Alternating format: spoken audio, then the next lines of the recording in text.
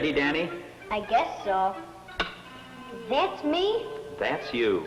It looks like a row of toes. It's an X-ray picture of your teeth. This little black spot over here is the villain. That's a cavity. How come I have cavities? I take care of my teeth. Sure, and your mother has had you here for regular examinations since you were 3. But cavities will develop. It takes a lot of work by you and by me to prevent it. I brush my teeth. How often? Well... Twice a day. Yeah. Mornings when you get up and before you go to sleep. But how about during the day? Well... Not often. Well, gee whiz. Do you expect me to spend the whole day in the bathroom? No, Danny, I don't. But taking proper care of your teeth isn't just a few minutes in the morning and a few more at night. There's nothing more important than your teeth. Yeah, that's what my mom says. Like 100 times a day. I bet you there were at least a dozen times today when you could have been taking care of your teeth without interfering with anything else you wanted to do. Oh, sure. You don't think so? Like when I was playing baseball, instead of getting up with my bat, I'd use my trusty toothbrush. That'd make a big hit. It's a pretty good joke. Not bad for a beginner. There I am with my trusty toothbrush. The pitcher winds up. Here it comes, swish! That's the trouble with too many children and their toothbrushes. 3 swishes and out. But I stand on what I said before. I'll bet you that you missed a dozen opportunities to give your teeth the loving care they need. When? Tell me when. Well, think back. Think of everything you did today, from the time you got up this morning until you walked into my office. Everything? Everything. Well, let me think. Before I came in here, I was out there.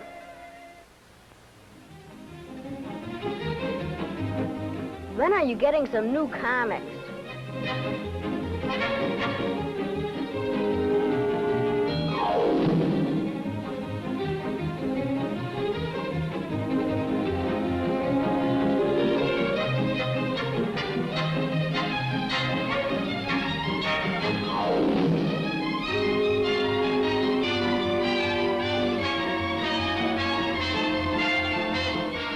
What are you drinking?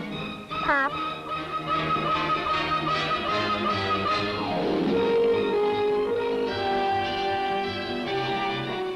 What happened? That happened. Watch this.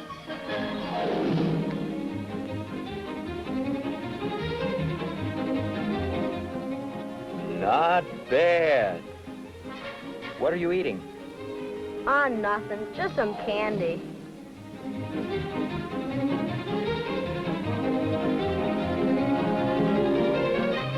I know. Peanut butter and jelly.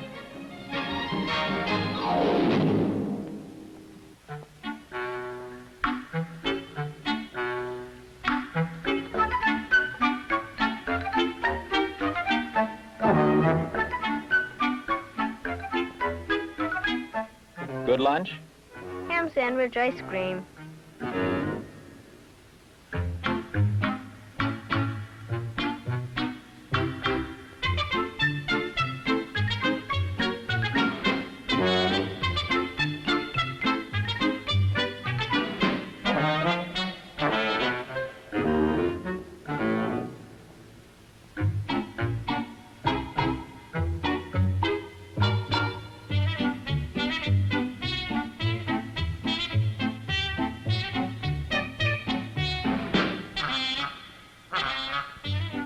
That's quite a breakfast you pack away.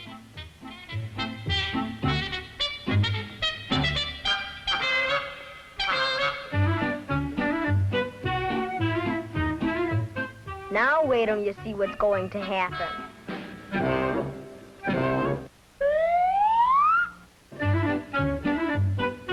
See? I take care of my teeth.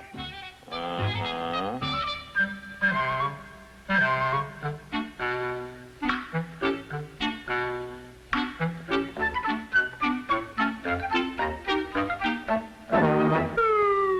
Well, that was quite a day.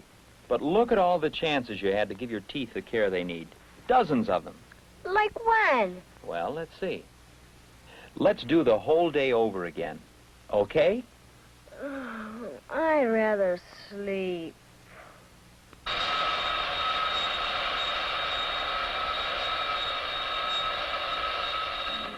My, you're bright and chipper in the morning. I want to go back to sleep.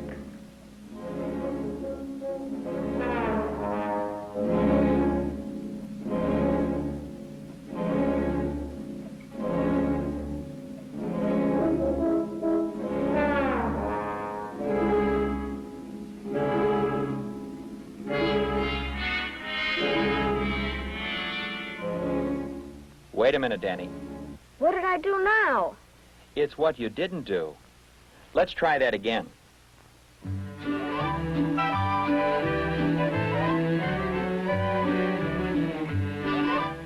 Brushing is probably the most important part of good dental care, Danny, and there's a technique to it.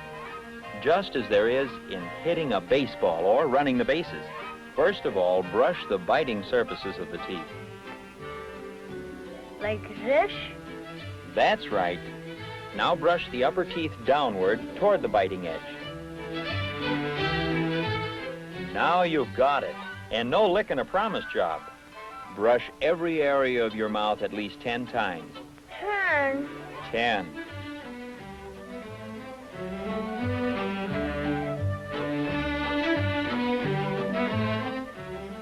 Now brush the lower teeth upward, 10 times on the surface next to the cheeks and next to the tongue. That's good. Just remember to brush your teeth the way they grow.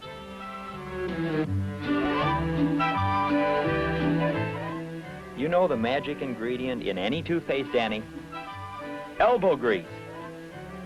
Those tiny little food particles, sugar especially, help to create acids that attack the tooth enamel. Next thing, decay, cavities, and a toothache. Okay, fine job.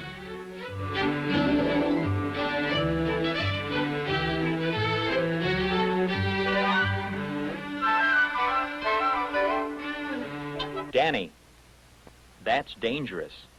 You can chip a tooth on the faucet. Much better to use a glass.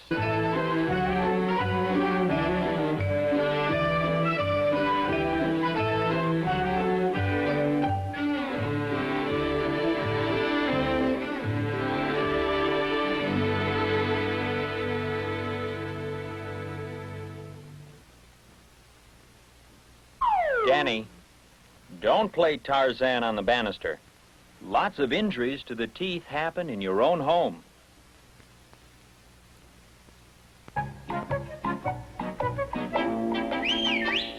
Danny.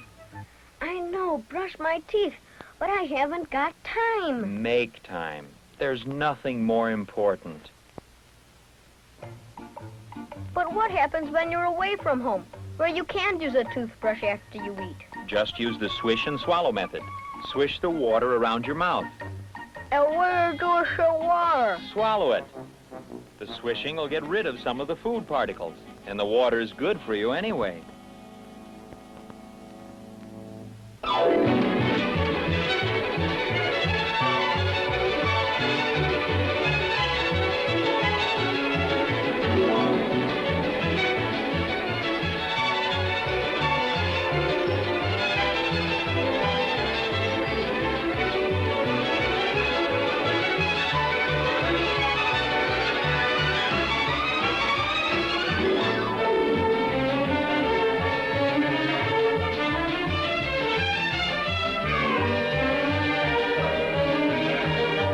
Danny.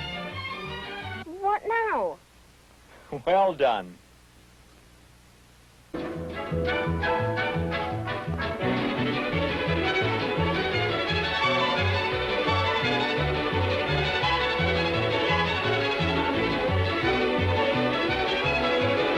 Peanut butter and jelly.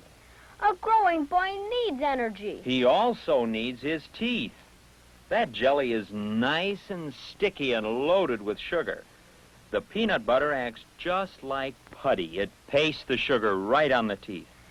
Well, gee whiz. I see some nice luscious apples in the refrigerator. Apples? An apple is one of nature's toothbrushes. It scours the teeth as you chew it. Great!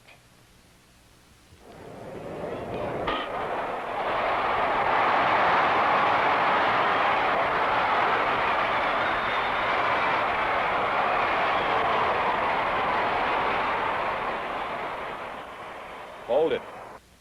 I don't know who your friend is, Danny, but tell him for me that playing pranks at a water fountain is mighty dangerous. The spout of the fountain is usually hard porcelain or metal, and if you bang your teeth against it, it can cause permanent and serious injury. Boy, that hurt. Some kids are just stupid. I'll have a look at that tooth in a few minutes.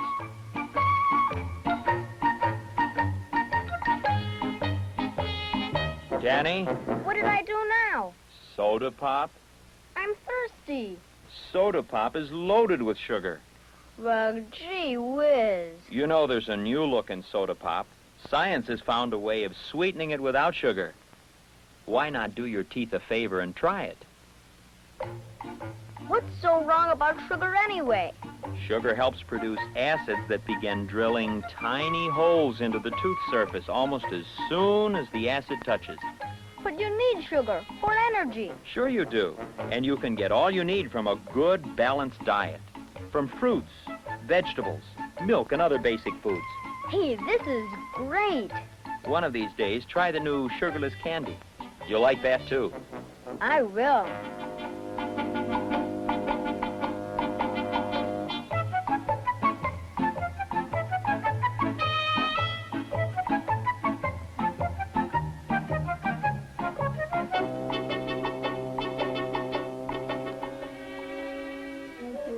So you see, Danny, every day there are a dozen ways to practice better dental care.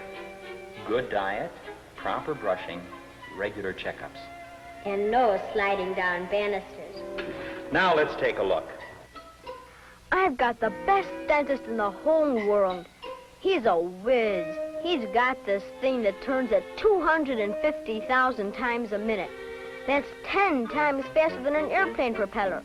But you know what he told me? He said a dentist is only the second best one to care for my teeth. I'm the first. I'm sure glad he's on my team.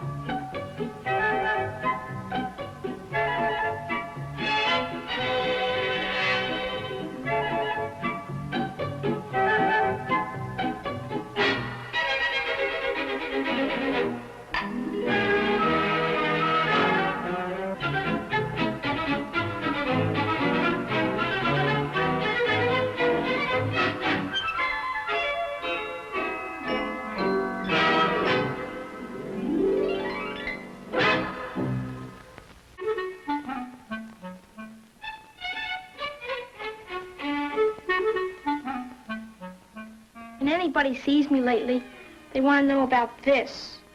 I broke it a month ago, just before field day at school, so I couldn't enter any events, and I didn't get a chance to win any prizes. But I don't want to talk about my arm right now. It's something else. You see this envelope? I've had it since Friday afternoon, and it's Monday morning now. I tried to tell everybody at my house about it, but I just couldn't. I gotta tell somebody. I mean, what would you do about it if you had it and it was Monday morning and you were waiting for your teacher?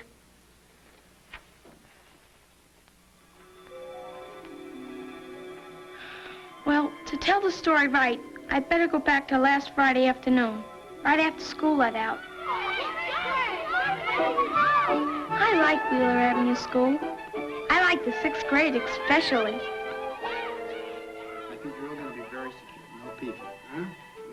This is Mr. Bergman. I like him a lot. He's the best teacher I ever had. I almost hate to graduate. I'm book monitor. Mr. Bergman thought it might be a little too hard after this happened, but I talked him into keeping me. I mean, gee whiz, a broken arm shouldn't ruin your life. Hey, Steve, where are you going? This is my friend Freddie coming. Mr. Bergman's gonna coach us for the spelling bee. Now? After school? Why are you still here? Miss Adams is going to give me my field day medal. I thought they were gonna give it to you on the platform, graduation day. They are. Miss Adams said I could take it home to show my father. Then I have to give it back till graduation. Hmm. My father said he's going to put it in the den, in a frame on blue velvet. Boy. I'll come over to your house tonight and show you, okay? Sure. You can help me study my spelling. I'll see you.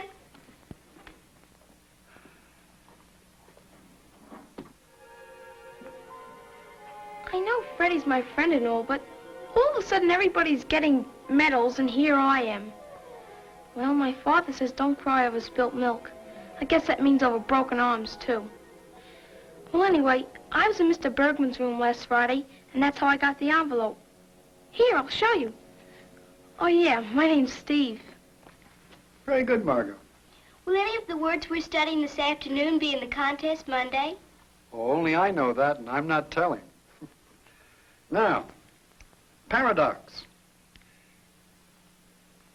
Do you want to try again, Steve? P-A-R-E...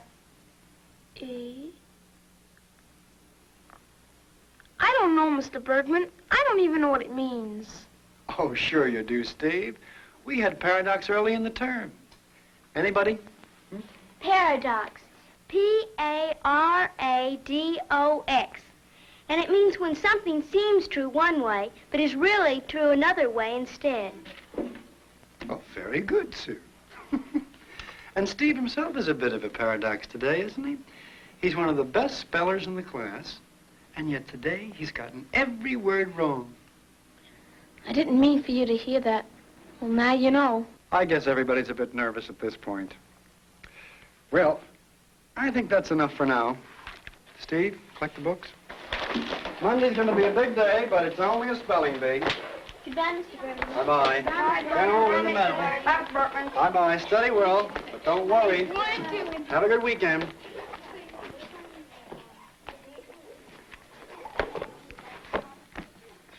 You'd like to win that medal on Monday, wouldn't you? Sure I do. Everybody does. But not everybody is letting you throw them. Huh? 10 children were selected from the entire 6th grade. That means you are in the top 10 out of more than 70 pupils. But you'd never know it today. And I think I know the reason why. Do you, Mr. Bergman? You're pushing too hard.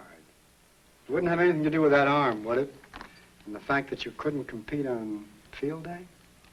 Well, it seems like anybody can win a medal on graduation day, except me. By anybody, you mean your sister Marjorie. Didn't she win the Scholastic Achievement Medal when she graduated? Yeah. It's on the desk in the upstairs hall, right where everybody can see it. It's been there 3 years now, staring at me. And you'd like just one little teeny medal for that desk in the hall, isn't that it? I guess so.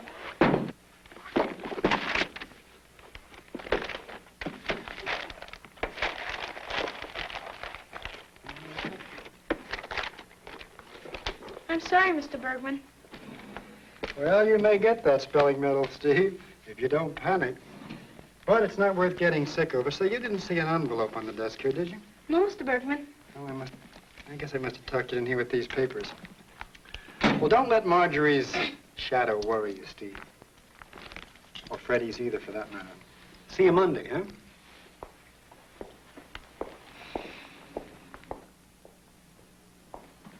Mr. Bergman's smart, all right. He saw how much I wanted that medal right off, didn't he? Well, what I just showed you in there is the only way I can think of how I got the envelope. And I picked these up off the desk. I didn't know I had it then, of course. I didn't know till later. This is where I live. My father built that fence. He's a druggist, but he builds things, too. I helped him. This is my mom. She surprises me every day with a different sandwich when I get home.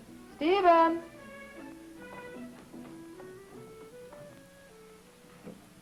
Today it's, peanut butter and bananas on health bread.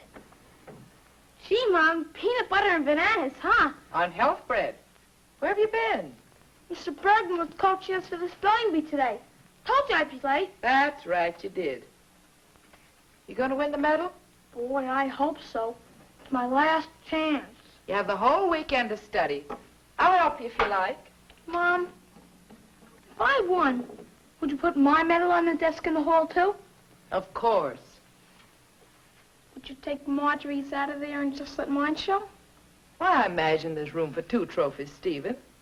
Well, at least tell Marjorie she can't play her records so I can study. Now, Stephen.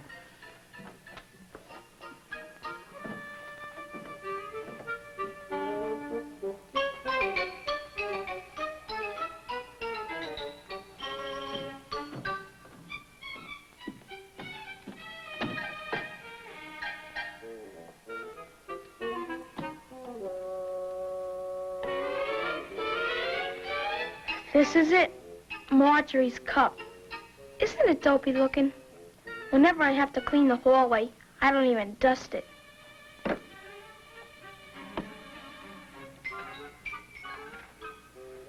And this is when I found the envelope. At first, I didn't know what it was. It wasn't even sealed. So I opened it. And there they were, 200 words, typewritten. On the top it said, 6th grade spelling bee. And I saw some of those words.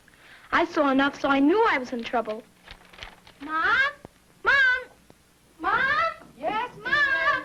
You see this? You know what it is. Oh, just a minute, Steve. Hello? Hi, Edna. Uh-huh. Uh-huh. Well, I don't think that's anything to worry about, Edna. Our income tax was questioned last year when we had all that dental work for Marjorie. Marjorie had to have braces on her teeth, so I couldn't go to camp. Oh. Well, contributions are a problem. Ted figures it out somehow. Ted's my father. Well, what did you put down for church contributions? $300? Well, the 4 of you. $1 each every week for a whole year. And you never missed a Sunday. $300 seems very reasonable to me. $1 times 4 people times 52 weeks. That's only $208. Oh, I wouldn't be too concerned about it, Edna. They'll understand. Tonight? Oh, we can't, Edna. My father's drugstore is open late on Fridays. He doesn't get home till after 9, sometimes later. That's why we're having supper alone. Steve! That's Marjorie. She thinks she's beautiful. I don't.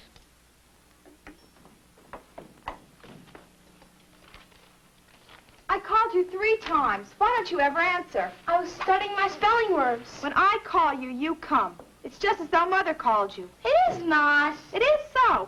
Tell him it's so, Mother. You should answer when Marjorie calls you, Stephen.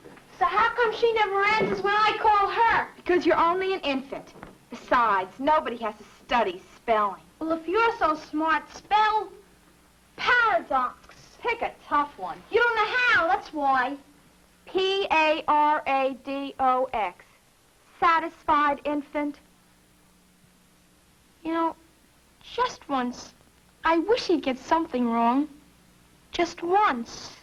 Can you spell osmosis? I really hate her sometimes. Once I dreamt I was driving a car, and I ran over Marjorie. Then I got worried, and I peeked into her room to see if she was all right. She was. You're just jealous because you were never picked for a spelling bee. You won't ever grow up. The cup I won was for general scholastic achievement, little boy. I wasn't interested in competing for some mousy-looking little rusty medallion. That's all you know about it. It's silver. Real silver. Leave it alone.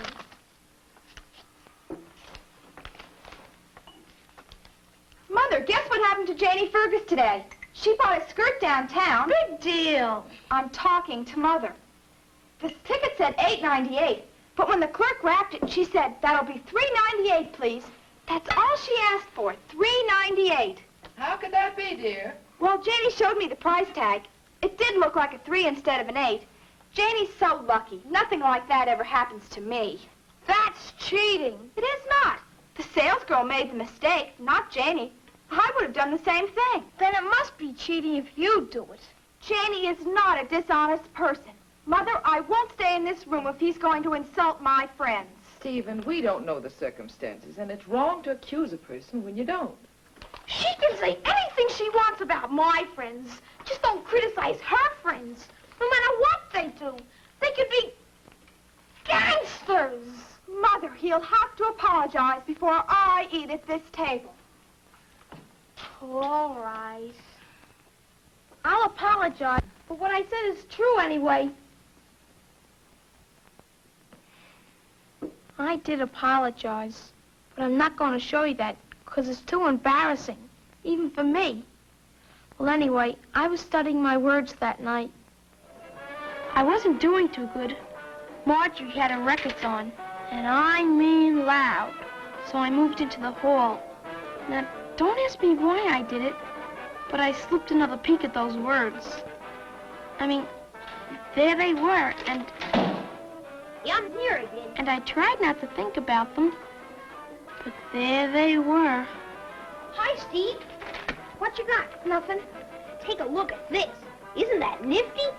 Boy. Don't touch it. I promised Miss Adams I wouldn't take it out of the box.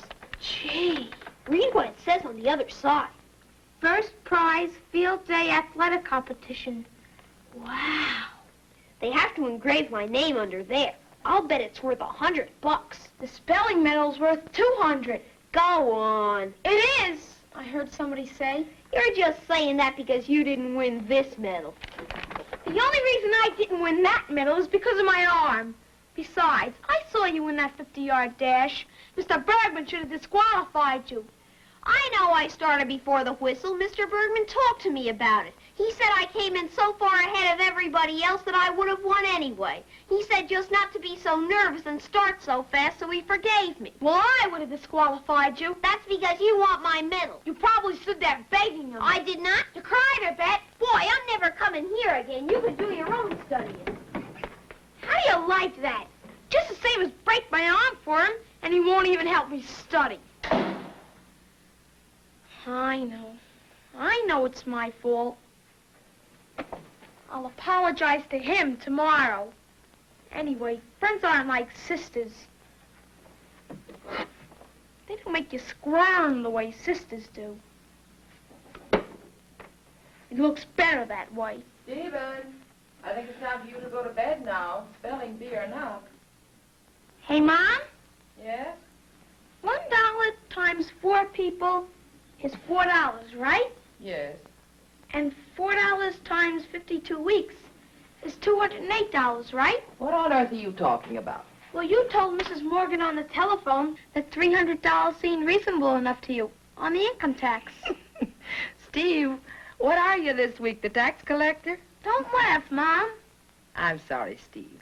People are asked to estimate contributions on the tax return. But what if you know first about something, like Janie in a skirt? Steve, people, good people, do funny things sometimes if they're tempted by something that looks easy. Like starting a race before the whistle? Something like that. Crazy, huh, Mom? Something every person has to figure out for himself, really. What you're after has to be worth how you get it. And the other way around, too. What's this, Steve? Nothing. Just something I have to figure out for myself, I guess. Well, here I am again, a little mixed up to tell the truth. I mean, about income tax and races and skirts and things. But if I can win that spelling bee and get that medal, I can give myself something to brag about for once. And Marjorie something to think about. I didn't mean to see those words. I mean, is it cheating if you didn't mean to see them? And anyway, it doesn't seem as bad as some of the things I saw around here today.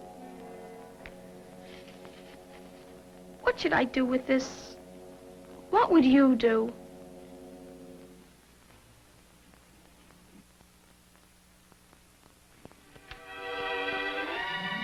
Hi, Mr. Bergman. Oh, Steve, what are you doing here so early? Could I talk to you a minute, Mr. Bergman? Sure. Come on in.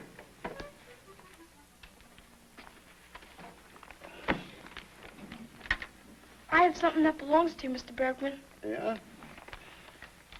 Here. So there it is. I've been searching for this all weekend. I figured I must have put it in my desk drawer here. I didn't mean to take it, Mr. Bergman. Honest. I don't even know how it got in my notebook. Really. I believe you, Steve. Only Only what? I looked inside, Mr. Bergman. I didn't mean to, but I did. And once that happened, accidental like that, it got easier and easier to peek in every once in a while. I'm sorry, Steve. And so with that envelope, it doesn't seem like such a good way to win a medal.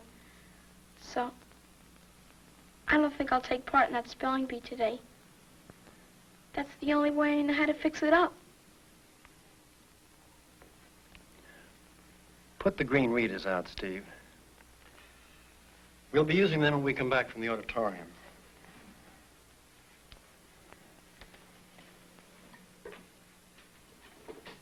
Oh, and Steve, if they gave a medal for courage, there'd be 2 trophies on that desk in the hall right now.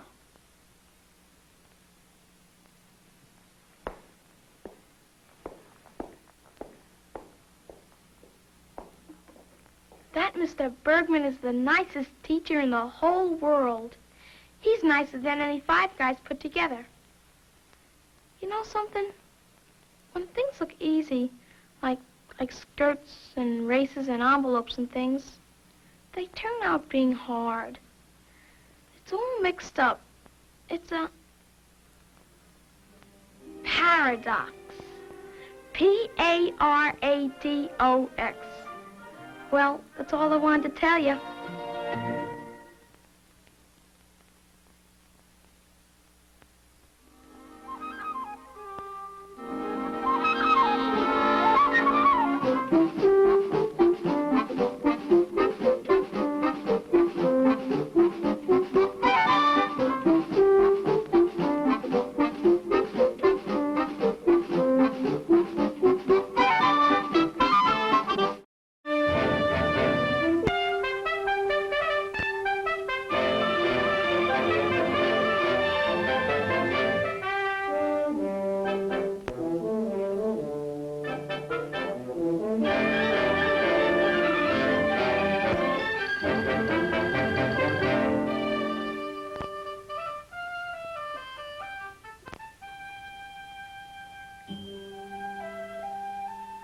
My son David had been begging me for weeks to take him on a fishing trip, so I finally found the time and we set out. I promised to take him where I pulled out the whoppers when I was a boy.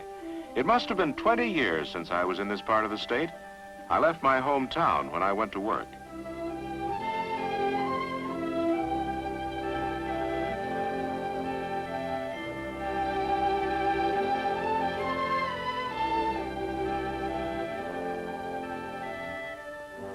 I was a little impatient with Dave for wanting to stop and look at everything.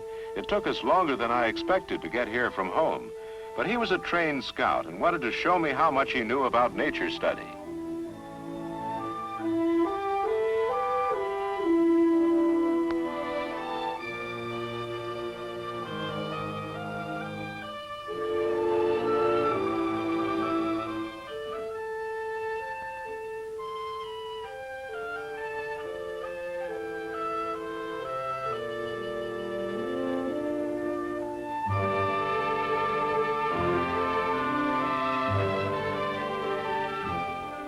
He used some bunch berries to show me how he had identified nearly 35 wild flowers.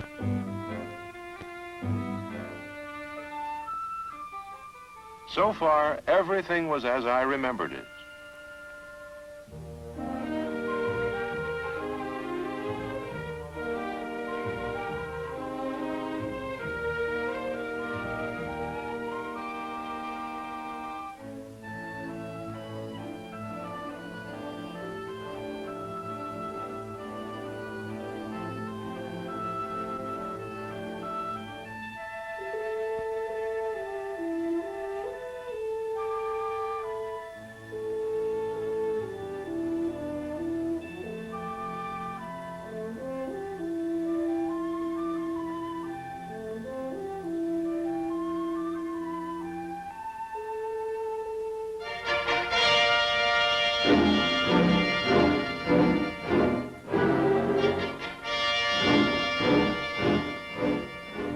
But suddenly the whole picture changed. I could hardly believe it. We came all this way only to find a wasteland. What years ago was a beautiful trout stream was today so full of debris the fish couldn't take it. Where there should have been a sparkling mountain stream year-round, there was only a bed of dry rocks at this time of the year.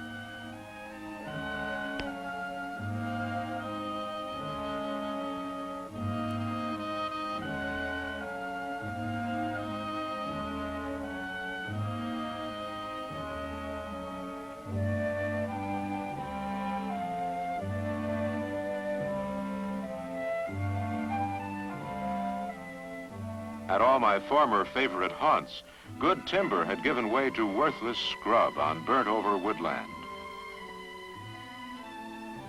I'd heard there'd been a forest fire not long after I'd left this part of the country, but I had no idea how much damage was done. There had been fires since then, too. Where the earth beneath the trees used to be alive and springy, there was now a layer of ashes beaten into clay. Soil was being washed away, mucking up things downstream.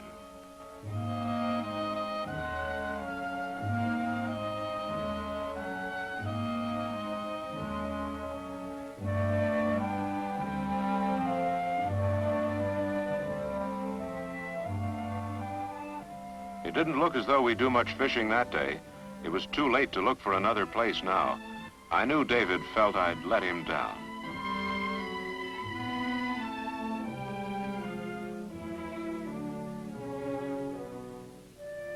How different it had been when I was a boy. In my youth, I knew these woods, which were now unrecognizable to me, as well as I knew my own yard. We practically lived in them.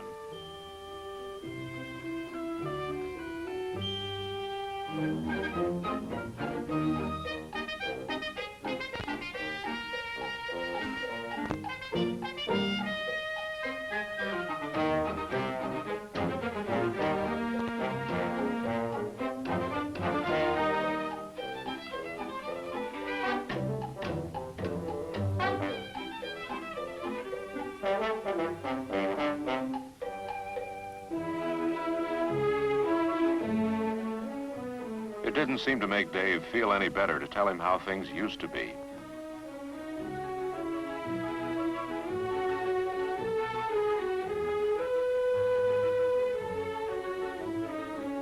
In fact, he hardly spoke to me all the way home, as though it was all my fault.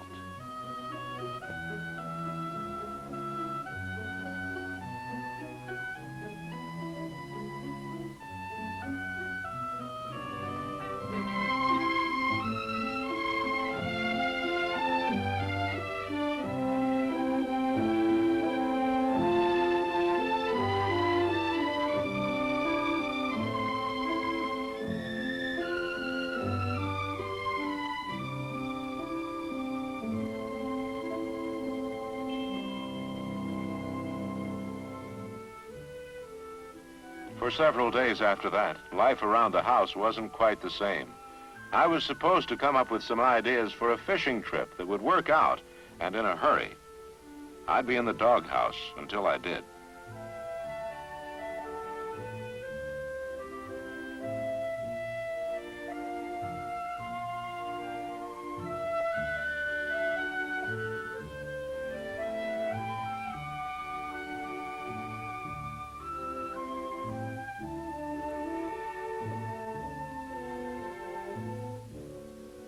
I went for help.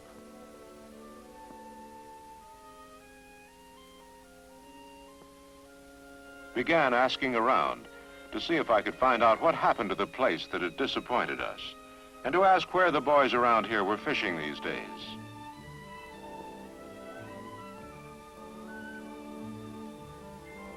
I first called on Bill Shelton, a neighbor and a good friend of ours.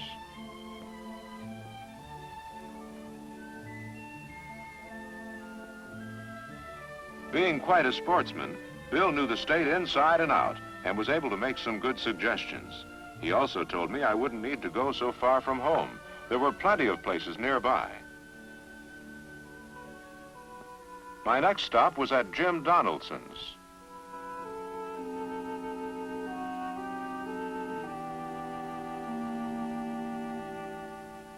Since the Forest Service trucks were kept at his garage, Jim suggested that the local forester could give me some good information. Seemed a good lead, but I hadn't counted on this much homework.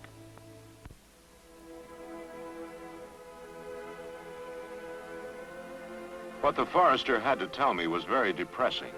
He put his facts bluntly. Years ago, the area I was interested in had been severely damaged by fire. As a result, the old burn created a new fire hazard, and a succession of fires over the same region had really ruined it. Recreation spots were spoiled, fishing and hunting gone, timber destroyed. And not only that, but the situation was causing both drought and floods farther down the line. Any forest fire is a threat to the whole community, he said. Well, I could solve my problem simply by looking somewhere else for a good fishing spot, but it wasn't that easy for a community. What's more, he told me that a similar thing had happened to once good forest land in many parts of the country. He showed me pictures taken in 14 northeastern states. In one state, just 3 weeks after a forest fire, followed by heavy rains, the entire mouth of a ravine was littered with rocks, trees, and debris of all kinds. In another state, slopes showed signs of sheet and gully erosion everywhere not long after a fire. In another, the valley floor was gouged out by new gullies and strewn with rock deposits as the rains went to work in the wake of a fire.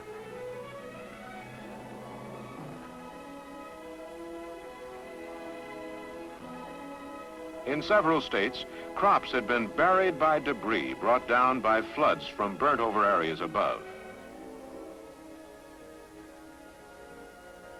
And the forester told me that in many states, the loss of soil and the damage done probably outweighed the value of the timber lost. Trees to him meant more than lumber, firewood, shade, or scenery. They meant water. Water for irrigation, for livestock, for drinking, for bathing,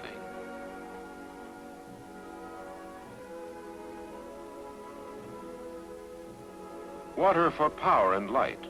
Without trees to protect our water supply, wheels would stop turning. Living things would hunger and thirst. Life would be filled with countless minor irritations. In this way, the forest fire could reach into any home. I'd found out what happened, but why and how?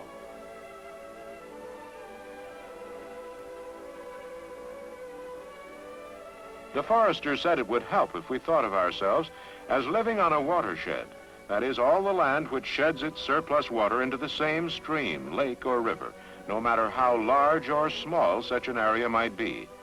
He reminded me of the endless cycle in which water comes and goes between sky and earth. That's even in the Bible. But then went on with this cross-sectional view to show the importance of trees to life on any watershed. Of course, Dave was anxious to know what I'd found out about new places to fish, but I wanted to impress him with some of the other things I'd discovered. So I struggled to explain in my own way. I had to give up trying to draw it for him.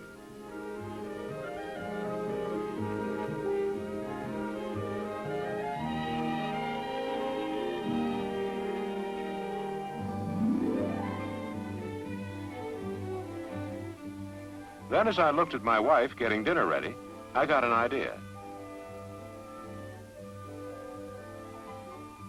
I told Dave that the fish, just like us, needs a steady supply of fresh, clear water. Most of this water comes from underground, where there are bigger natural reservoirs than anything man can make. These reservoirs are possible because the soil is porous, just like this sponge.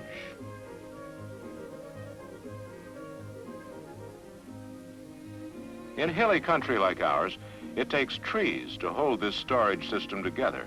We'll use a few carrot tops for trees and make some rain with Mother's clothes sprinkler. Here's how it works. When it rains, the water hitting the earth enters a very interesting system of natural waterworks. Trees control the situation several ways. The leaves slow down the rain before it hits the earth, and some of the water soaks in, filling up the underground reservoirs. And this gradually finds its way to springs and streams. If everything is as it should be, this process will provide a constant water supply the year round. Dead branches, leaves, decaying plants, and so forth on the forest floor play an important part in catching and holding the water until it can seep into the soil. This layer of litter and humus makes the soil more porous for holding water. The tree trunks slow down the water on the surface, holding off more possible flood water. Some of the surface water runs off toward the lowlands. At a certain rate, this is all right, but if too much water runs off too fast, there's trouble ahead. Finally, the roots hold the soil in place, keeping the water from washing it away by erosion.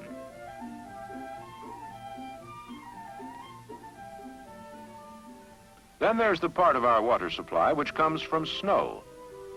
We'll use a little flour for this demonstration. The trees act like nails, holding the blanket of snow on the slopes. In the spring, they keep it from melting too rapidly. This forestalls flood possibilities in case of a sudden thaw by giving the water more time to soak into the ground, stored up for drier seasons. Maybe I didn't need to say all this, but I wanted my son to understand things my generation hadn't. I wanted him to face an important problem squarely. To live as we do now, each of us uses 5 times as much water as his grandfather did, about 1,300 gallons a day, if you take into account what's needed for agriculture and industry. There are 3 people who need water now for every 2 who were then. The population has increased so fast. Forest fires upset nature's water control system. Over a period of time, it's like this. When fire comes, the forest goes, and an unraveling process begins in nature's tightly woven fabric. Without trees, there are no litter, humus, or roots. Without these, the soil lets go. Without soil, the water goes.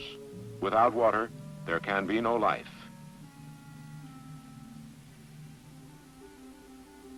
About this time, Mother suggested that if we didn't get out of her way, there'd be no dinner.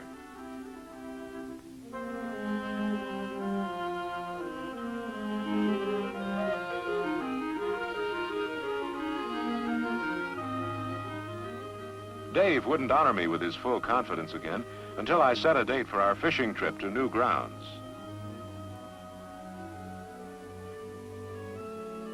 Meanwhile, between now and then, the warden, something of a fisherman himself, had promised to check over the locations that looked best. David, of course, had to go along to the Forest Service Station with me.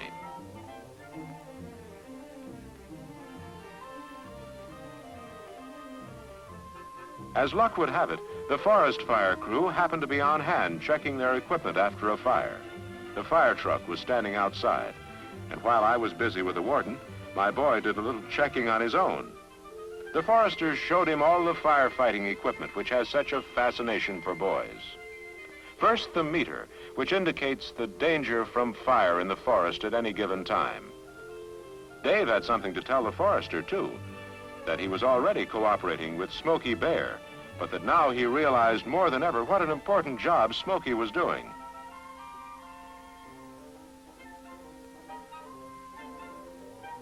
Dave didn't miss a thing. Two-way radio.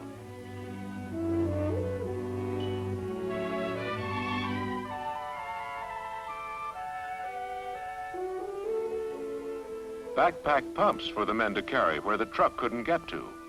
Rakes, swatters, power saw.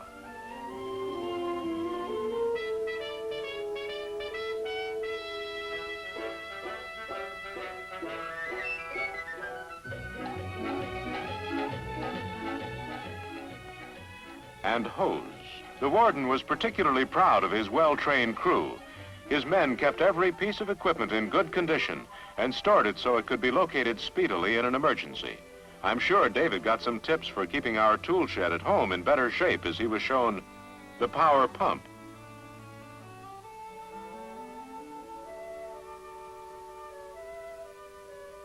several types of shovels, all kinds of axes,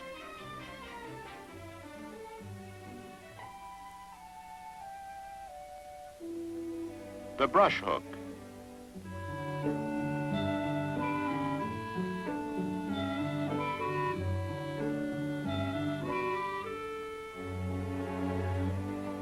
and the inevitable fire helmets, so essential to the safety of the men.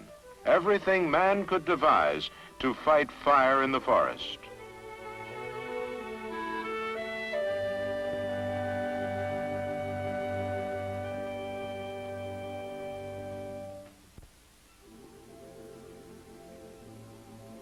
As the warden and I finished our business, David wound up his guided tour and rejoined us.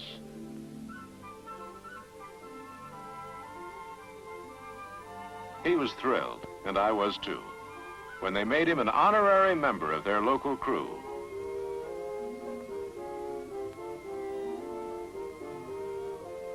Then the warden insisted that we look at the most important thing of all, the fire plan.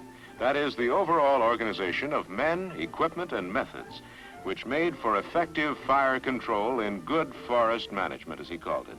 Everything was all mapped out, trails and roads to be used in case of fire, places where there was water, even some specially made water holes to supply the hoses and back pumps, fire breaks to confine fire to certain areas, caches of tools ready to be used on the spot, the schedule for closing the woods during dry seasons, the fire towers, and in some areas, aircraft for detection and early warning.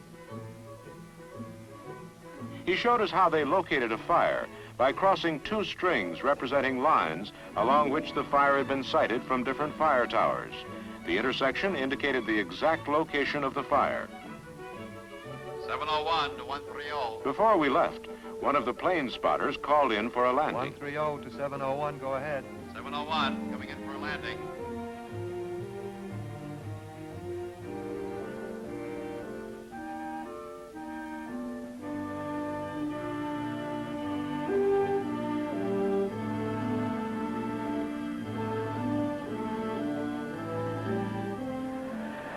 In this region, planes do not carry smoke jumpers as they do in the far west, but their function is very important in discovering fires and in maintaining air-to-ground contact to guide the firefighting crews.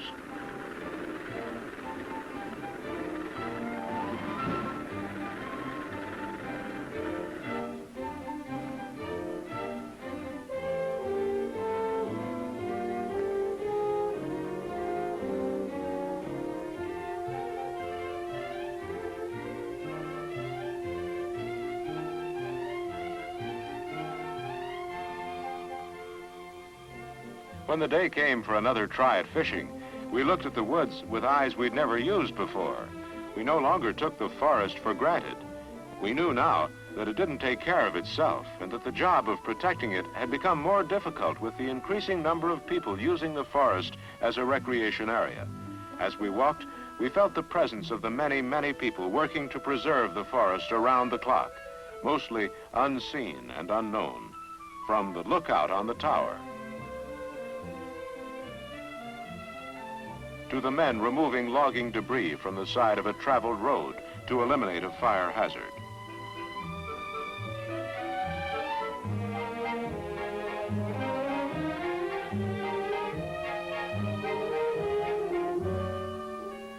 Among other things, we were startled to come across a forester beating the trees.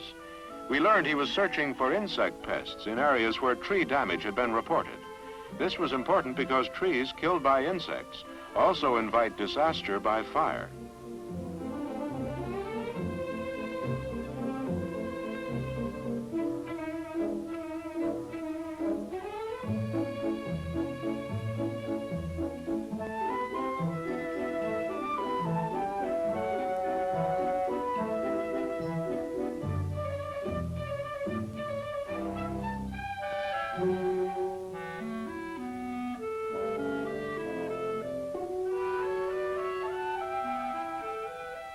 The fact that a bad fire would burn the forest floor itself as well as the trees, and that it would take 30 to 40 years to bring back enough soil so you could notice it, or 200 years to get back what had been there in the first place made us look at this stuff as carefully as though we owned it.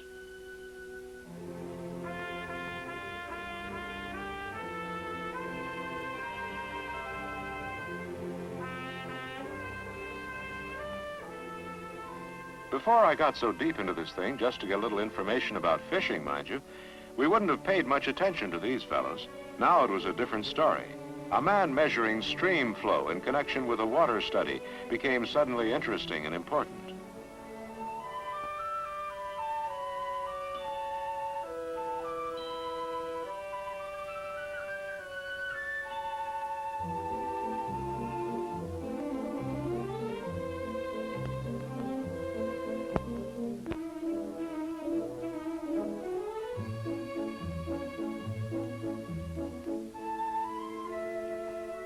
A beaver dam reminded us of the need to keep the trees and plants, the animals, the soil, and the water all in balance.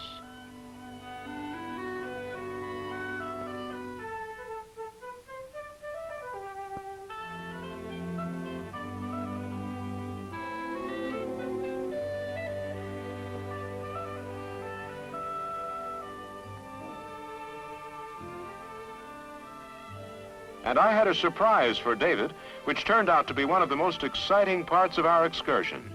I had arranged with Bill Shelton to borrow the canoe he kept stashed in the summer at a certain spot along the river.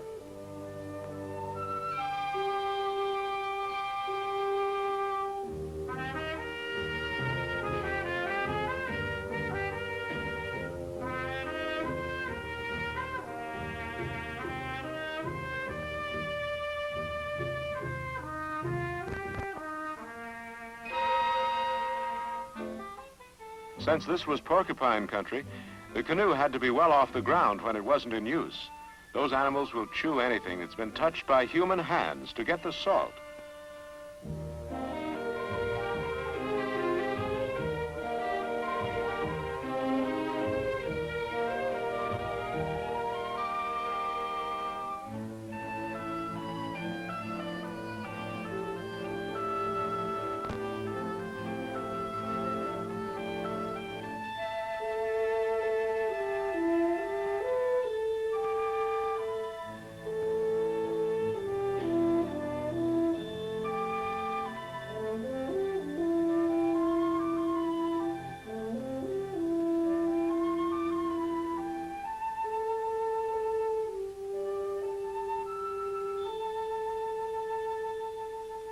From here on, we took it easy, letting the river do most of the work while we just soaked up the beauty of the woods and the water.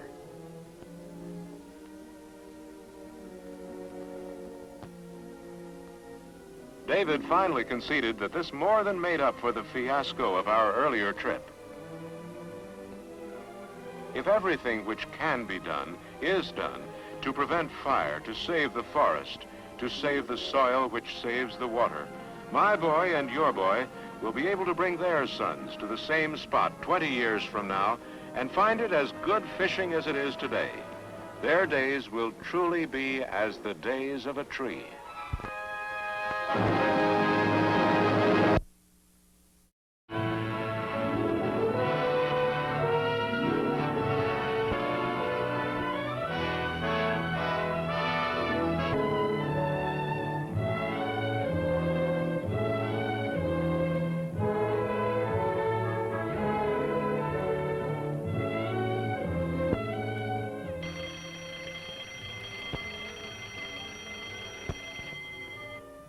Hey there, Susie. Out of bed, on your toes. This is the big day. The sun is shining, and your Girl Scout troop is going camping for the first time. The fun starts right after school. How does the troop leader feel about it? Mrs. Lawrence is up early, too. Looks like a nice day. Later on, her husband and son are going off by themselves, going on a long-planned fishing trip.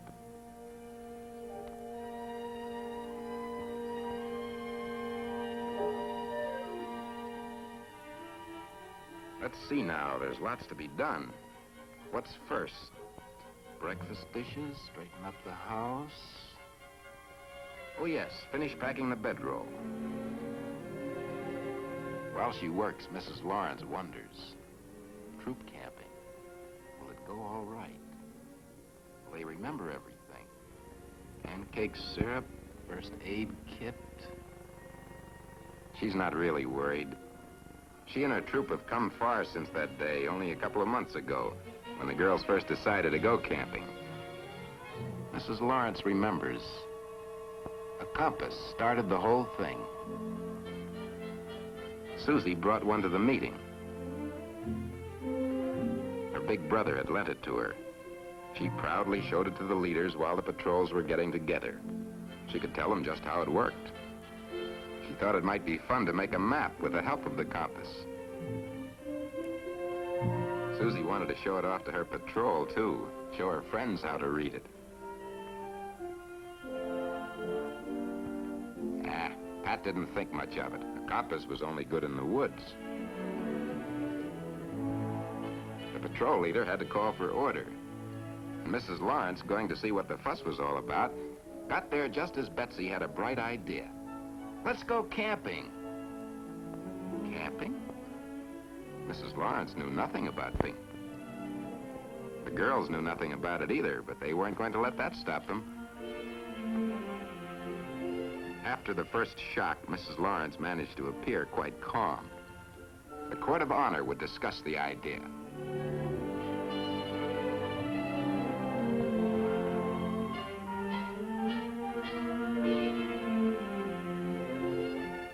As she and the patrol leaders met, she secretly hoped there was some way out. But there wasn't. Betsy thought she'd invented camping. The others thought it was a wonderful idea, too. The Court of Honor approved the plan in no time at all. Mrs. Lawrence suggested that they needed to learn a few things first. Betsy took notes. They should talk the whole idea over in patrols. Maybe wait a few weeks before going on the trip. Then they can do some real planning.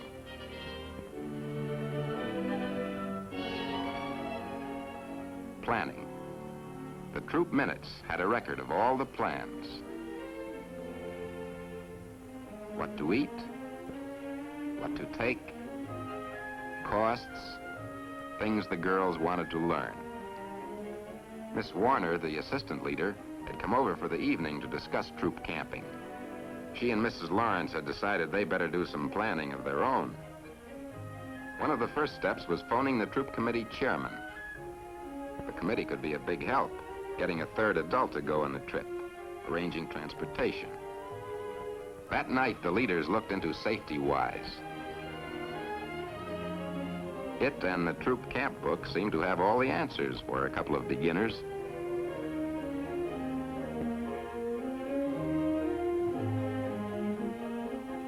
Could the troop committee meet next Wednesday evening? Good, they'll do it. Well, the groundwork was laid. But how about learning some of those skills?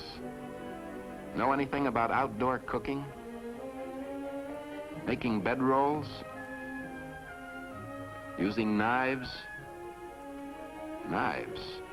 There's an easy one to start on. Housewives use them every day. No? These two don't seem to know a thing about jackknives. Want to try it? No, you do it.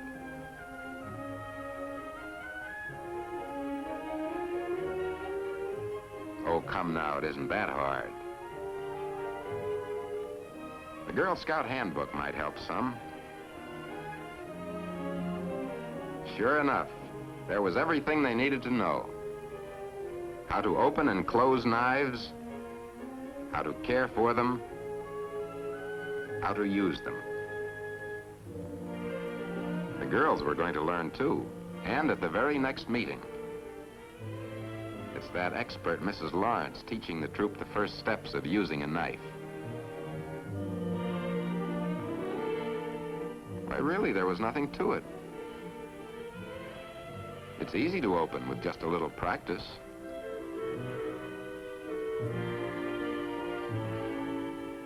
Girls who had their own knives shared them with their friends. Everyone learned quickly together. Mrs. Lawrence showed how to sharpen a knife, too. She'd been surprised to learn that a dull knife is more dangerous to use than a sharp one. Well, how do you use a knife? The handbook had been a big help there, and the leaders had practiced a lot at home before showing the girls how to whittle. Leave plenty of room, and always cut away from yourself. It takes plenty of practice to do it right. Most of the girls caught on pretty well, but Ethel held her stick so that the knife might have cut her knee. Miss Warner showed her the safe way to do it.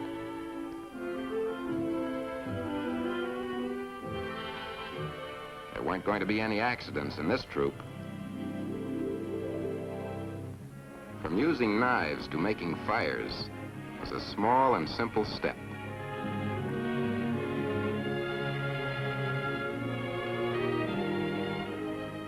Miss Warner had already taught the patrol leaders how to build a fire. Now they were going to teach their patrols. All of them working pretty much on their own that day, though the leaders were near to help out if needed. Jean had made a fuzz stick. She was new in the troop, and it was nice to have her take an active part in the patrol. How does it go? You start with an A. Nancy tells them what to do.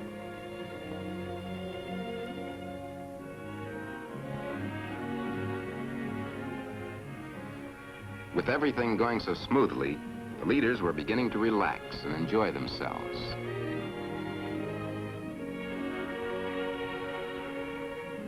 The patrol leaders were enjoying themselves, too. They liked the role of teacher.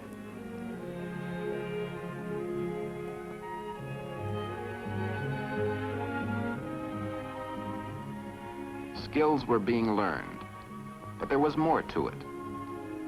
Looking around, you could tell that the girls were growing up a little. While they learned to build a fire together, they couldn't help but learn more about getting along with each other.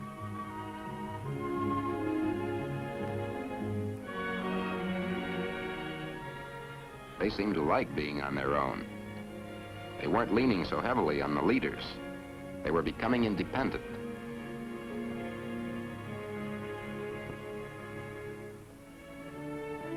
For instance, when Jane's patrol couldn't decide who should light the fire, that kind of thing can start trouble. But the leaders needn't have worried. The girls could solve their own problem, and solve it fairly, too.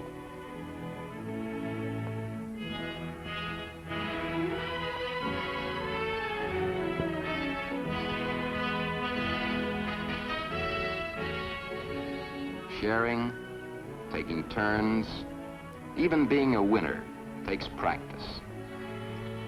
And the girls were learning.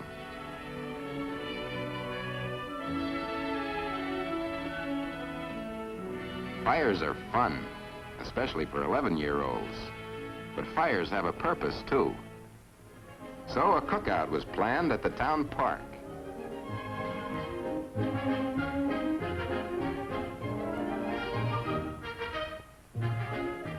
No stay-at-homes that day, not when they were making taffy apples.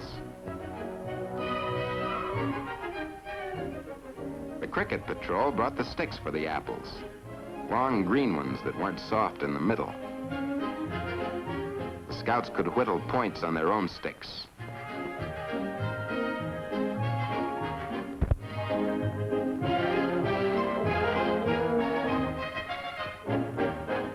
Each girl had brought an apple and a nickel to pay for the syrup and the butter. They had voted to pay for the pot out of the troop treasury. They were going to need it on the camping trip later.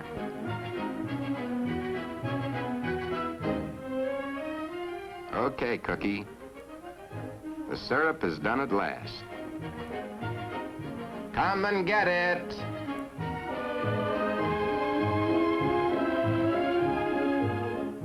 That did it. Things like this were really fun.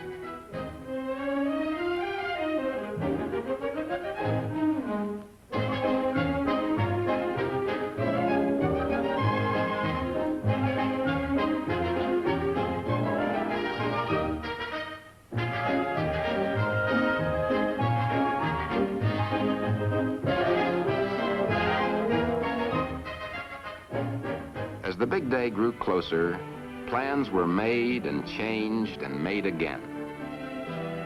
The Court of Honor talked it all over, found answers to last-minute questions.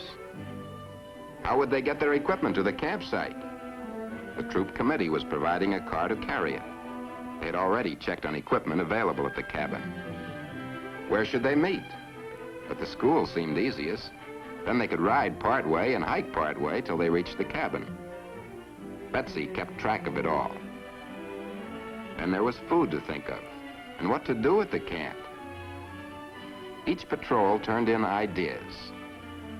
And as the days went by, those ideas were turned into reality. The Happy Six Patrol planned the program. One of the girls drew the caper chart. The Cricket Patrol took charge of equipment. Mrs. Stern, a troop committee member, helped one of them pack the first aid box. There, it just fits.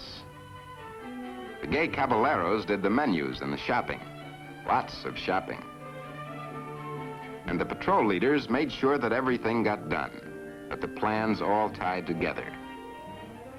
Blanket rolls, the last skill left to learn. The patrol leaders were going to teach their patrols all about it at the next meeting.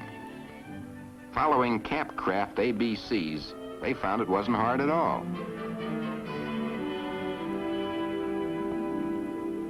Then suddenly it was the last meeting. They collected the consent form signed by their parents and had already discussed what to pack in their bedrolls and agreed on a bedtime hour. There wasn't much left to do now, but practice making blanket rolls. The leaders checked the consent forms while the patrol leaders took charge of things, teaching their patrols, practicing leadership themselves.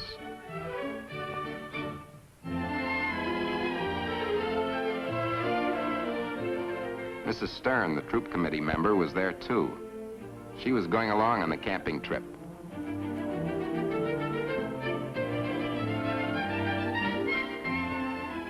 Teamwork isn't always easy. There's usually someone who wants things her way.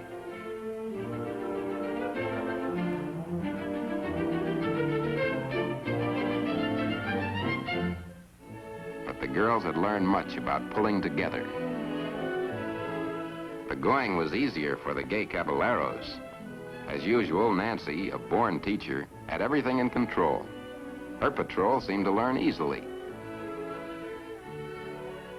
They were all learning, some quickly, some more slowly, and all, like the Happy Sixes, having fun.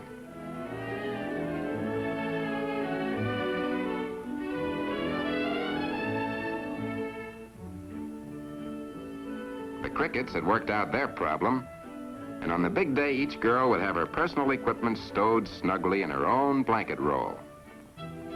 But it was the gay caballeros who finished first. Prepared now for camping, for living comfortably in the out-of-doors.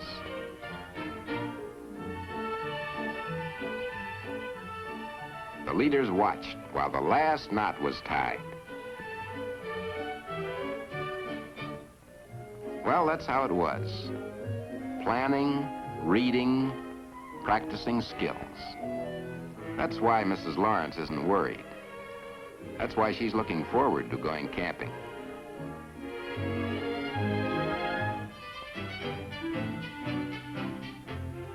And when it's time to start, why, she's all set.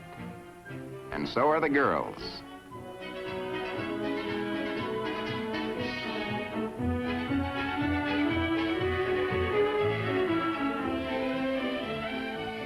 Most of the troop has already arrived at the school steps.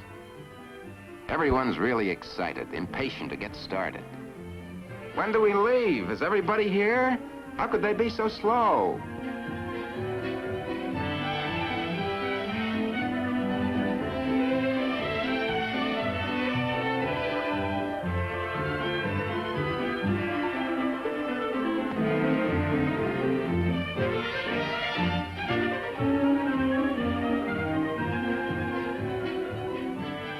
Here comes Susie and Babs on the double. All ready now.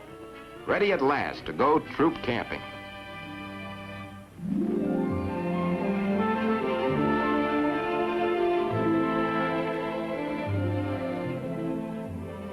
There it is. All they'd looked forward to. Cabin and woods and adventure and fun.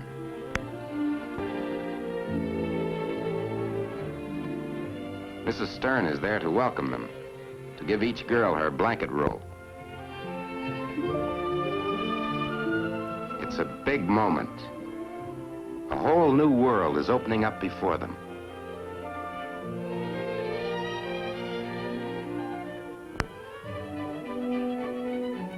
And it is just as wonderful as they had hoped. Getting water from their own pump, cooking supper over an open fire, and eating out of doors, applying the things they had learned. Even a rainy evening doesn't dampen the fun.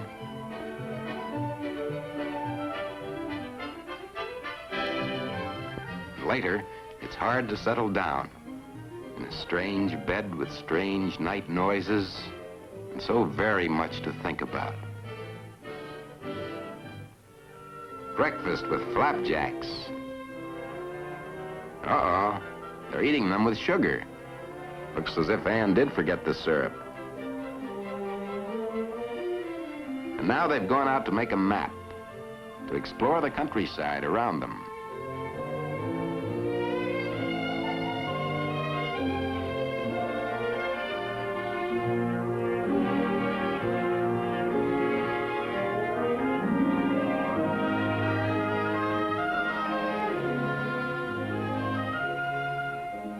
Naturally, Susie brought the compass along to help them record their locations.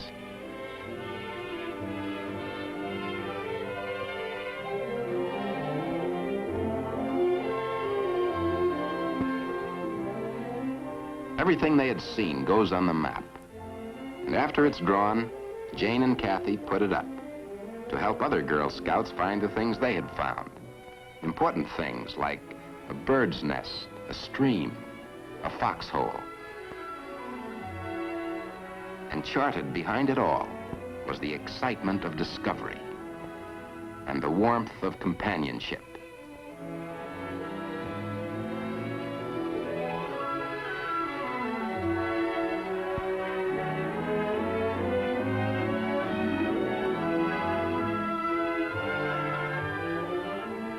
After supper capers are over now, and the girls have gathered around the campfire.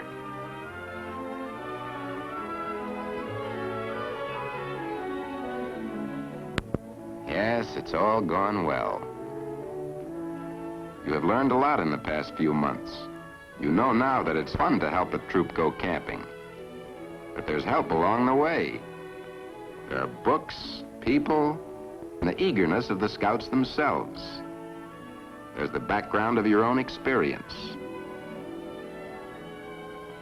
You know about planning and camping skills. But you know that it's the girls who have meant most to the three of you.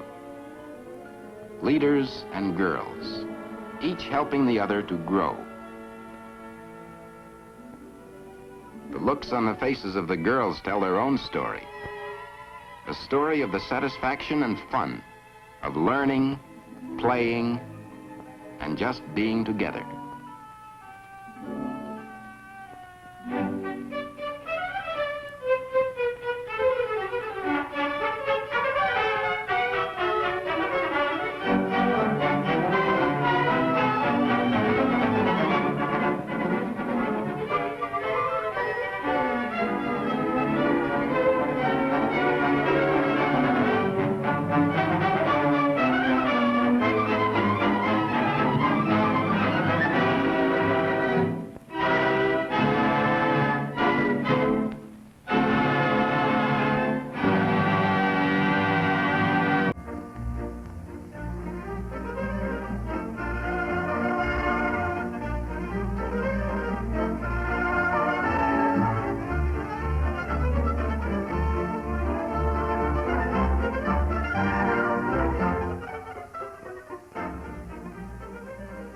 One afternoon at the home of the Jackson family, when Bill Jackson came out to hop on his bike, Hey, Betty, my bike's gone.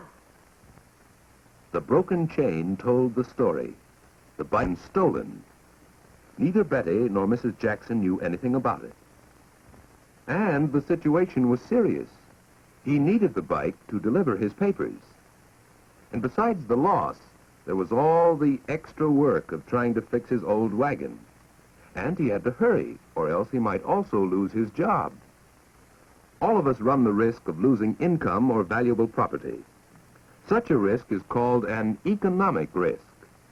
Bill's father takes care of his car because the car is as important to his job as the bicycle is to Bill's. Mr. Jackson is a salesman. His job is valuable to him and to his family, and the risk of losing it is another kind of economic risk. He decreases this risk by being prompt, reliable, and industrious.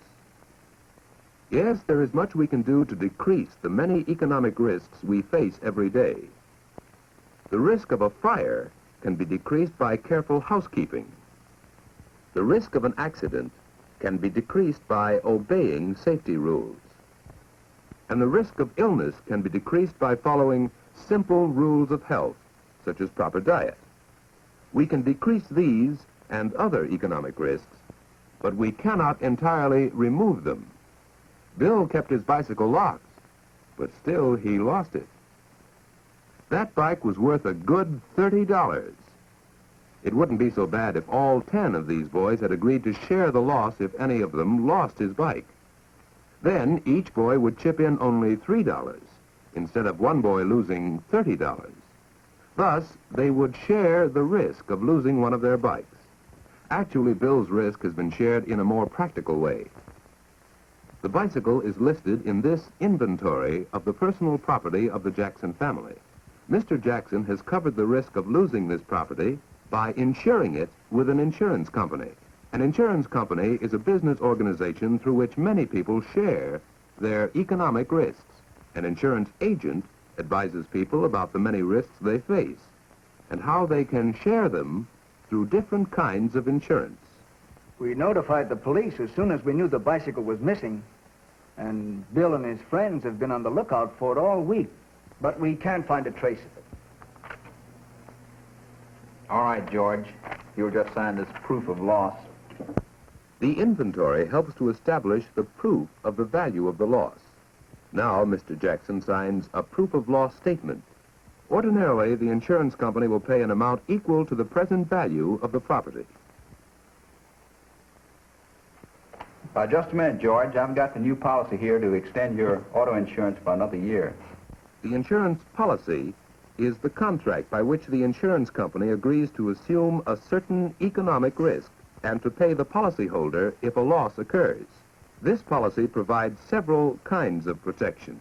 It covers the car, like Bill's bike, against loss or damage by fire, theft, or other causes. In addition, bodily injury liability protects Mr. Jackson against claims which might arise if anyone should be injured by his car. And property damage liability protects him against claims for damage his car might do to other people's property. The premium is the amount of money the policyholder pays the insurance company in return for this protection. On this policy, he pays an annual premium. That is, the full amount for 1 year's protection. Mr. Jackson first insured the automobile the very day he bought it. And to keep it insured, he renews the policy every year. There you are, Dick. Check for the year's premium. Well, thanks, George, and tell Bill not to worry. We'll make a settlement for the loss on that bike very soon. Fine. Then Bill will really believe in insurance. Most people do believe in insurance, the system by which many people share the losses on individual risks. Property, such as a bicycle, or an automobile, or a building, may be insured against many kinds of losses. For instance, the factory of Mr. Jackson's employer is insured for any loss which might result from storm or flood, or from fire. Insurance, of course, does not reduce the risk of damage or loss of the property, but it does reduce the financial or economic risk involved. Who can insure property? Only a person who has a financial interest in that property. Mr. Jackson can insure this house because he owns it. On the other hand, he could not insure his neighbor's house because damage to it would not cause Mr. Jackson to lose any money. And the purpose of insurance is to cover losses. This financial interest in property is called insurable interest.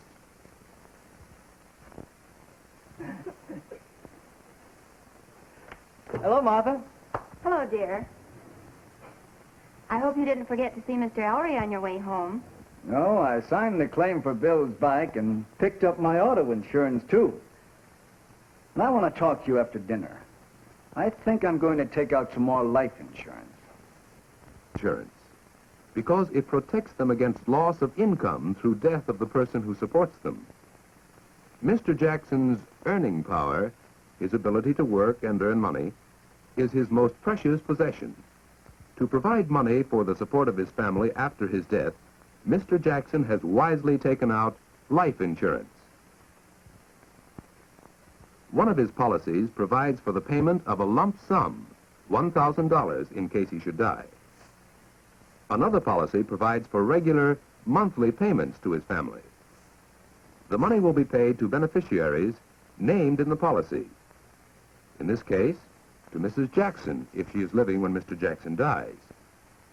Otherwise, to be shared equally by Bill and his sister Betty. The cost of life insurance depends upon the age of a person when he takes it out. For the $1,000 policy which Mr. Jackson took out 10 years ago, he pays an annual premium of $24.18. A new $1,000 policy will cost him nearly $33 a year, because as he grows older, the risk of his dying becomes greater, and the cost of any kind of insurance depends upon the extent of risk involved. If Bill were to take out a policy today, the premium would be much lower, while Grandfather Jackson would have to pay a much higher premium, since a man of his age is expected to live only a relatively short time. Grandfather, who is retired, draws part of his income from a different type of life insurance. He has an endowment policy on which he paid premiums for 30 years and which now returns him an income of $55 a month. This type of policy is a means of saving money as well as a method of securing protection against risk. Most life insurance policies, in addition to providing protection, have some savings features. Each of Mr. Jackson's policies has a cash value which increases each year. If he should need money, he could turn in the policy and receive this much cash. Or he could borrow this much from the insurance company and pay it back later with interest without reducing his insurance protection. And this policy has another savings feature. It is a participating policy, so Mr. Jackson participates or shares in the insurance company's earnings each year. Dividends on these policies are going up. Look at this letter from Mr. Ellery. I've been letting these dividends accumulate with the insurance company to increase the total value of the policy. Instead, I could tell the company to apply my annual dividends against my annual premiums and so reduce the amount I'd have to pay each year. That way, I'm sure I can afford to take out more life insurance. One evening, not so many days later, the subject of insurance again came up in the Jackson home. When Bill went to the door, he found it was the insurance agent, Mr. Ellery. They had been expecting Mr. Ellery to come and discuss the new life insurance policy which Bill's father had decided to take out. But the first thing Mr. Ellery had to show them was not a new policy, but the result of an old one. A check for $30 covering the loss of Bill's bike. Bill was delighted at what he considered his good luck. But it was not so much good luck as good business. Bill has a brand new bike because his father understands the value of protecting the family through insurance. And the bike is real proof of a workable system for sharing economic risks.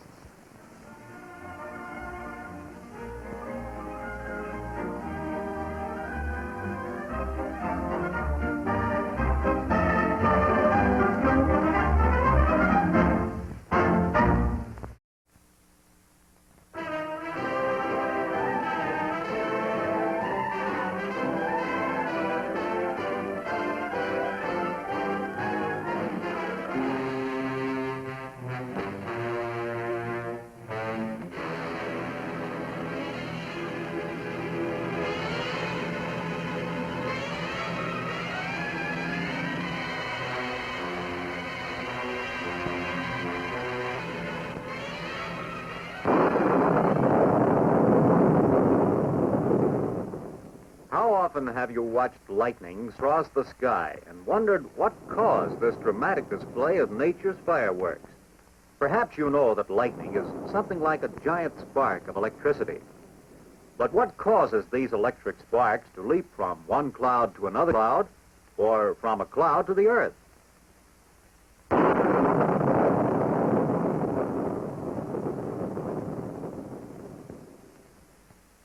Before we can answer these questions, you should understand that sometimes electricity can be produced by rubbing things together.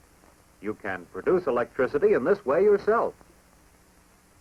Here, for example, is an ordinary plastic comb and a piece of woolen cloth. If you hold the comb near the cloth, nothing happens. But suppose you rub the comb briskly with the cloth.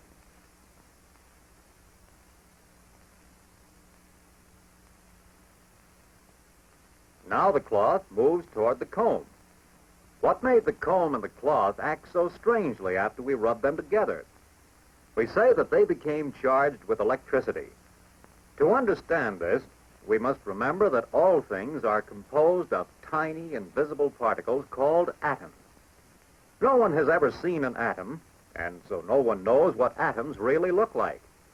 But scientists are learning more about them all the time. And in order to understand the atom a little more clearly, suppose we represent it in this way. It seems as if each atom carries positive electricity and negative electricity, the same number of positive charges as it has negative charges. Since all objects are made of atoms, positive and negative charges of electricity, we say that such an object is neutral. But when certain neutral objects are rubbed together, the electrical charges in some of their atoms are disturbed. For example, when this plastic comb is rubbed with a woolen cloth, some negative charges of electricity are rubbed off the wool and onto the comb.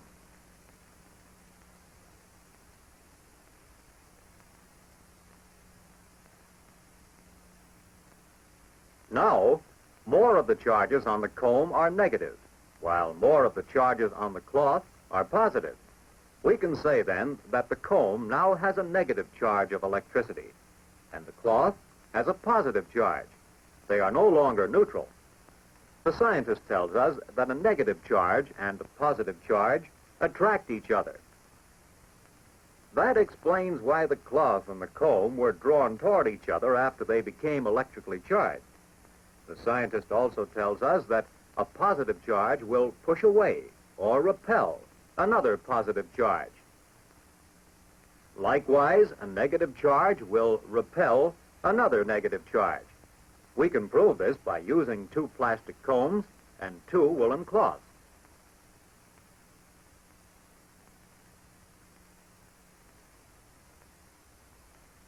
By rubbing the combs with the cloths, we charge them with electricity. Both combs are now negatively charged, and they repel each other.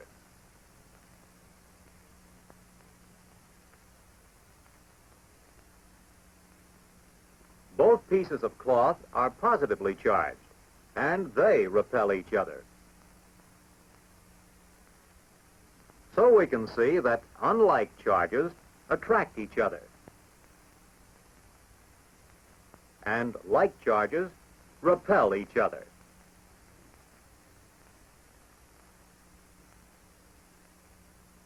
Sometimes if two objects with very strong, unlike charges are placed near each other, some of the charges can jump through the air from one object to the other. When this happens, the air in the path of the charge glows suddenly and shows up as a bright spark.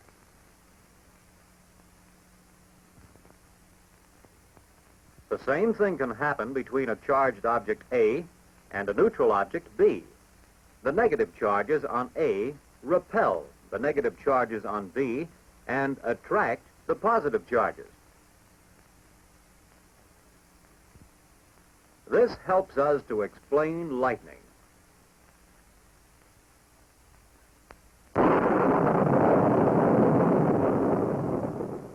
Not all scientists agree that this is what happens, but it seems that when uprushing currents of air brush against tiny drops of water in storm clouds, these droplets become charged with electricity. On a large cloud, with its billions and billions of water droplets, the charge becomes very strong. It attracts opposite charges on nearby clouds and on the earth beneath it. When the charge becomes strong enough, it leaps through the air, and there is a gigantic spark, a flash of lightning. The spark may jump between two clouds or between a cloud and the earth.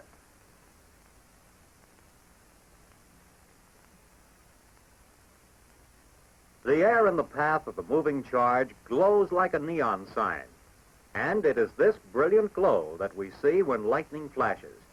This sudden disturbance makes the air vibrate violently, and the vibration causes the very loud noise which we call thunder.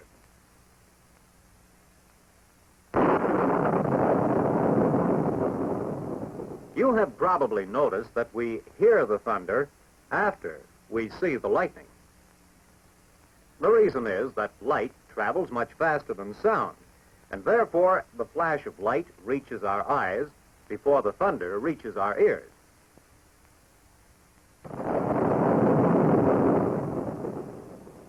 Some people may be frightened by thunder, but thunder, of course, cannot hurt you, for it's only a harmless noise.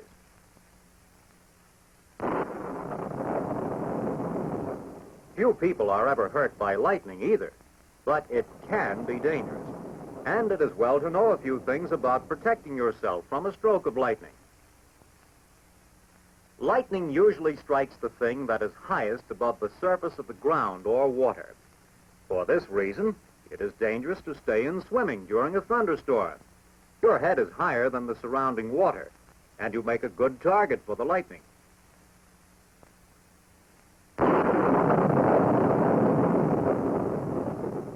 You should not seek protection under a lone tree.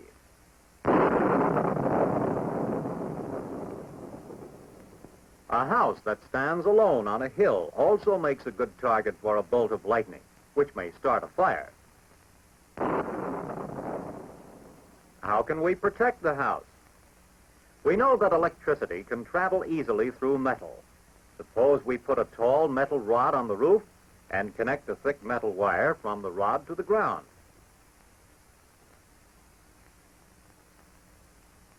Now, if the lightning were to strike, a strong charge of electricity would hit the metal rod, which is now the highest point on the house, and would travel safely and harmlessly down the wire and into the ground. Such safety devices are called lightning rods.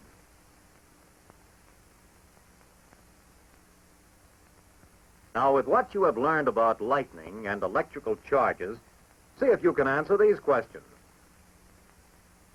What makes this stream of water bend so strangely? Why do oil and gasoline trucks have metal chains dragging on the ground?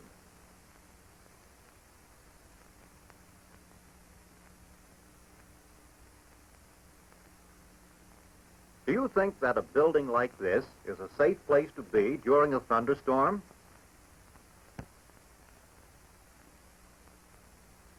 Some people say that lightning never strikes twice in the same place.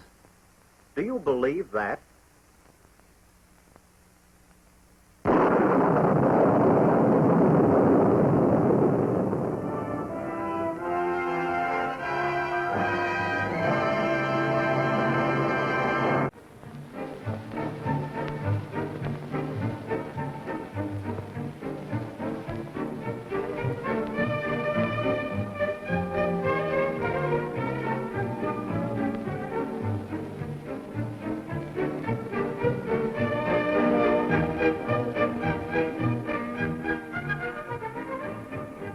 Did you ever stop to wonder why it is that things seem to fall toward the earth?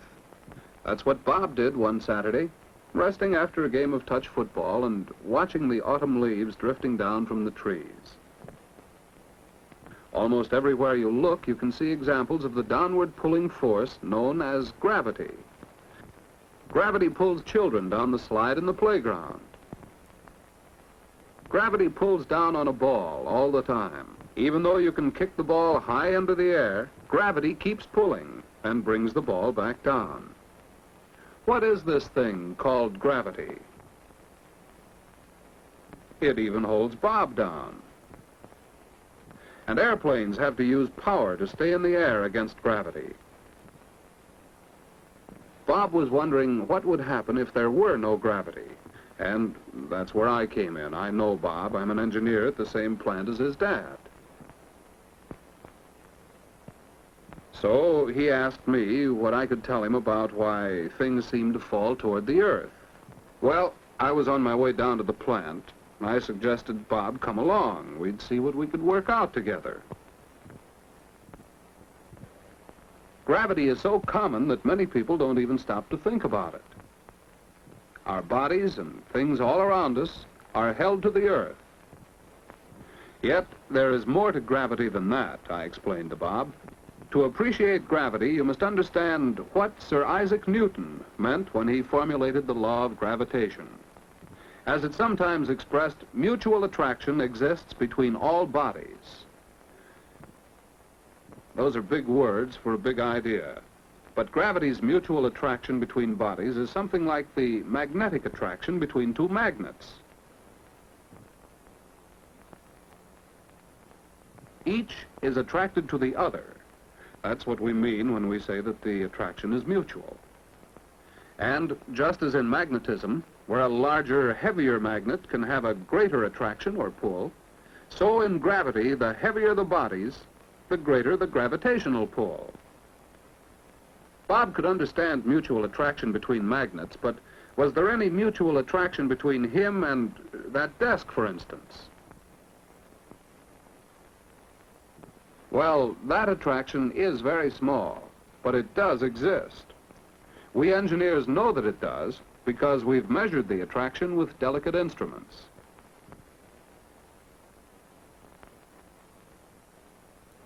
You measure gravity's attraction every time you weigh something.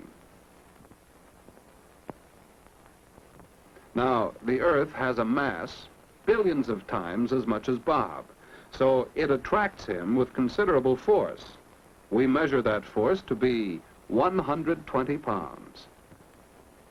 And because my mass is greater than Bob's, 164 pounds is the measure of the mutual attraction between me and the Earth. How does this attraction of gravity affect our solar system? Let's look at it in miniature. Suppose the Earth were the size of a grapefruit. At the same scale, the moon would be about the size of a golf ball. And they would be about 10 feet apart. Nearly a mile away, there would be another round object, say that water tank, about 36 feet in diameter, representing the sun. Mutual attraction keeps these bodies in their places in the solar system.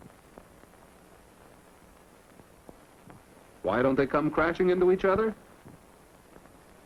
Well, it might happen if it were not for the fact that all heavenly bodies are traveling through space at tremendous speeds. But the moon, for instance, doesn't go flying off in a straight line because of gravity's mutual attraction between the Earth and the moon, which we can represent by a 10-foot string.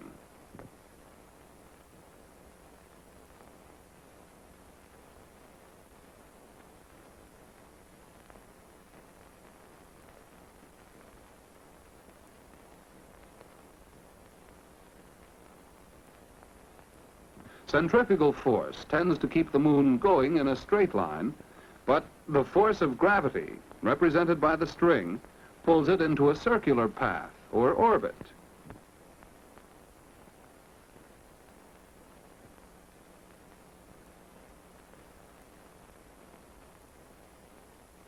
For exactly the same reasons, the Earth moves around the sun in its own much larger orbit, pulling the moon along with it. Bob was worried about something. If gravity's attraction is dependent on mass, then does the little moon have less attraction than the sun? I was pleased. Bob was really trying to figure this thing out. he was almost understanding Newton's law of gravitation. Gravity does depend directly on the masses involved. But it's inversely proportional to the distance, to the square of the distance. If two objects are moved twice as far apart, the pull of gravity is 1/4. So there's our sun, almost 400 times farther from the Earth than the moon. It all made sense, Bob said. The greater the distance, the less the attraction of gravity.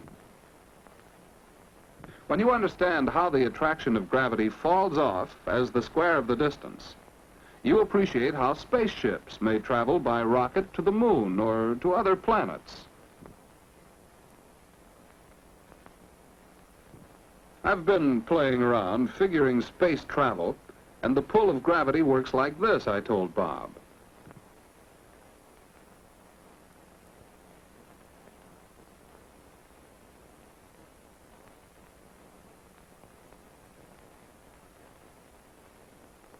Say you're here at the surface of the Earth, 4,000 miles from its center.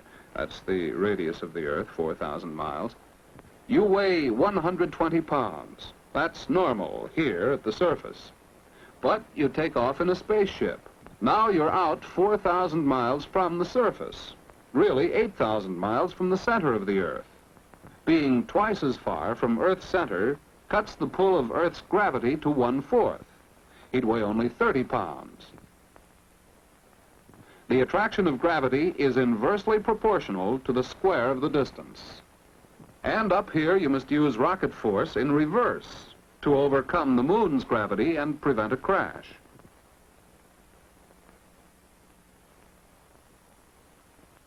I had some movies there of the first experimental rocket flights. The force of the rocket motor overcomes the force of gravity and slowly lifts the ship. But these early rockets went only about 100 miles up before they ran out of energy, and gravity pulled them back to Earth.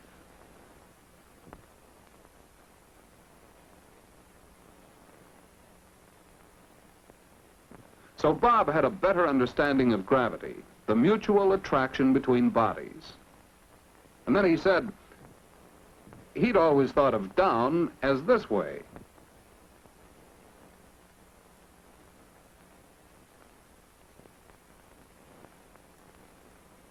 But actually, to a person at this point on the Earth, this way is down. And to a person here, this way is down. This person is not upside down. As long as you're on or near the Earth, down is toward the center of the Earth. This gravity is attracting everything, solid things, liquids, and even gases, the air around us. Every time you lift something, you're working against the pull of gravity. But we put gravity to work, too. We hoist coal into trucks and let gravity pull it down into our basement. And in the furnace, the coal heats the water for our radiators. When the air around is warmed, it expands, becoming lighter than the cold air around it. So gravity pulls the heavier cold air down, forcing the warm air to circulate and heat the entire room. And so it was that the curiosity about leaves falling down from trees led to an understanding of gravity's mutual attraction between bodies and its importance to our solar system and to so many things on Earth. For example, Bob can figure out the part that the force of gravity plays in drinking through a straw. Can you?